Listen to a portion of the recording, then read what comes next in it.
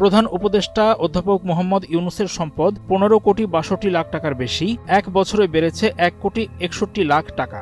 ১৮ জন উপদেষ্টার সম্পদ বেড়েছে, কমেছে ৩ জনের। সবচেয়ে কম সম্পদ প্রাণী সম্পদ উপদেষ্টা ফরিদা আক্তারের, পরিমাণ ১ কোটি টাকার মতো। অন্তর্বর্তী সরকারের উপদেষ্টাদের সম্পদের যে বিবরণী প্রকাশ করা হয়েছে তা থেকে এসব তথ্য জানা গেছে।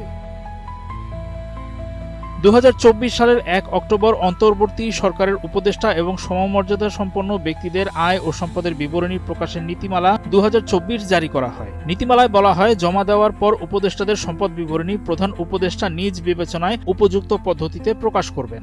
সম্পদের হিসাবের ক্ষেত্রে মূলত স্থাবর ও অস্থাবর সম্পদের সমষ্টি প্রকাশ করা হয়েছে। মন্ত্রিপরিষদ বিভাগ গত ১০ ফেব্রুয়ারি উপদেষ্টাদের সম্পদের হিসাব প্রকাশ করে। তাতে গত বছরের ৩০ জুন পর্যন্ত সম্পদের তথ্য দেওয়া হয়েছে।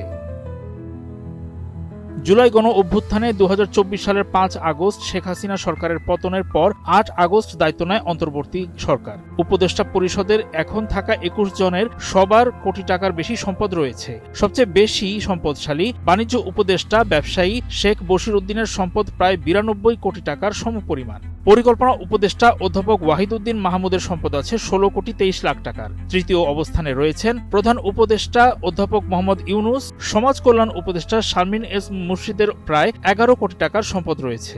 গত ডিসেম্বরে পদত্যাগ করা ২ ছাত্র উপদেষ্টা মাহফুজ আলমের সম্পদ প্রায় ১৩ লাখ ও আসিফ মাহমুদ সজীব ভুইয়ার ১৫ লাখ টাকার বেশি।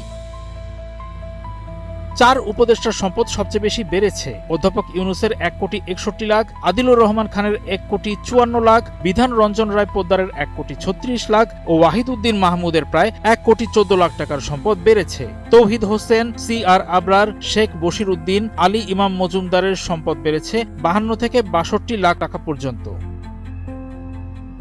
শারমিন এস মুর্শিদ, এম সাখাওয়াত হোসেন, আফম খালিদ হোসেন, মোহাম্মদ ফাউজুল কবির খান, ফারুক ই আজম, ফরিদা আক্তার, অবসরপ্রাপ্ত লেফটেন্যান্ট জেনারেল মোহাম্মদ জাহাঙ্গীর আলম ও অধ্যাপক আসিফ নজরুলের সম্পদ বেড়েছে ১৩ থেকে ২৯ লাখ টাকা পর্যন্ত। সাবেক উপদেষ্টা মাহফুজ আলম, সালেহ উদ্দিন আহমেদ ও নূরজাহান বেগমের সম্পদ বেড়েছে ৪ থেকে ৯ লাখ টাকা পর্যন্ত।